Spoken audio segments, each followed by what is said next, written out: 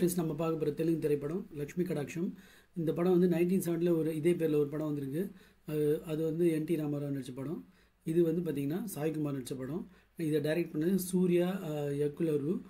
இதை ரைட்டிங் கிரெடிட்ஸும் அது அவர் தான் பண்ணியிருக்காரு. இதில் நிறைய பேர் நடிச்சிருக்காங்க. இதில் சில கிளைக்கதைகள் போகுது. இதில் மெயினாக வந்து சாய்குமார் வந்து ஒரு அரசியல்வாதியாக இருப்பார். அவரோட தலைமை வந்து நிறைய நில அபகரிப்புலாம் பண்ணிகிட்ருப்பாங்க. அதுக்கெலாம் இவர் வந்து ஹெல்ப்ஃபுல்லாக இருப்பார். அது வந்து ரோடு ஹைவே போகிற ப்ராஜெக்ட்டு, அதுக்காக நிறைய பேர் நிலத்தெல்லாம் அபகரித்து ஒரு தவறான பாதையில் அரசியல் பண்ணிகிட்ருப்பார். அப்போ வந்து பார்த்திங்கன்னா, இப்போ நடக்க போகிற எலெக்ஷனில் வந்து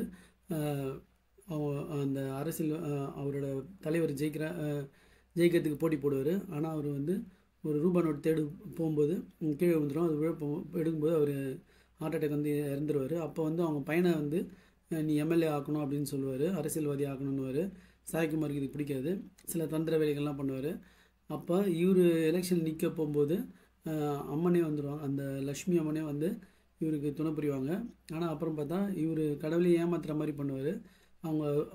அவங்களுக்கு அந்த சாய்குமாருக்கு வந்து அந்த கடவுள் வந்து சரியான பாடம் புகட்டினாங்களா இல்லையா அப்படின்றது தான், இல்லை இவர் அரசியல்வாதியாக ஆனாரா இல்லைன்றது தான் கதை. கடைசியில் வந்து இவர் அந்த அரசியல்வாதி மாதிரி இவங்க தலைவர் எப்படி அந்த ரூபா நோட்டு தேடி போன மாதிரி இவர் போவார். இவர் சீட் பண்ணதெல்லாம் வந்து எல்லாருக்கும் தெரிஞ்சிடும். அது இல்லாமல் வந்து இவர் பதுக்கி வச்சுருந்த அந்த கள்ளப்பணம்லாம் வந்து இந்த ஹீரோ அதெல்லாம் வந்து அவ்வளோ ஹைலைட்டாக தெரில.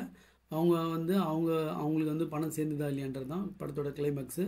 இது வந்து சாய்குமார் வச்சே போகிறதால ஃபஸ்ட் ஹாஃப் வந்து கொஞ்சம் விறுவிறுப்பாக போச்சு. செகண்ட் ஹாஃப்லாம் வந்து சாமி வந்தாலும் அந்த இது வந்து ஸ்லோவாக இருந்துச்சு.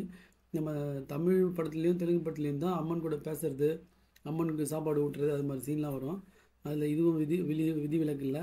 இந்த படம் வந்து ஸ்லோவாக போச்சு. சாய்குமாரால் இந்த படம் வந்து அப்படி இந்த ட்ராமா வந்து அப்படி காமெடி ட்ராமா அப்படி கொஞ்சம் இது போச்சு. கொஞ்சம் அரசியல் நையாண்டி அந்த இதெல்லாம் வந்தது. கடைசியில் இவருக்கு ஒரு விட்டு கூட உழலும் போது அவர் தோல்வி அடையும் போது அது ரொம்ப அவருக்கு ஏமாற்றமாக இருக்கும். அது அம்மன் வந்து வேணும்னே பண்ண மாதிரி அதெல்லாம் காட்டுவாங்க. கடைசியில் வந்து பணம் வந்து யாருக்கு போய் சேர்த்துன்றது தான் படத்தோட கிளைமேக்ஸு. இது ஒரு சுமாரான படம் ஃப்ரெண்ட்ஸ். இது பார்த்து அந்த சாய்குமாருக்காக இந்த படம் ஒரு வாட்டி பார்க்கலாம். Thanks friends.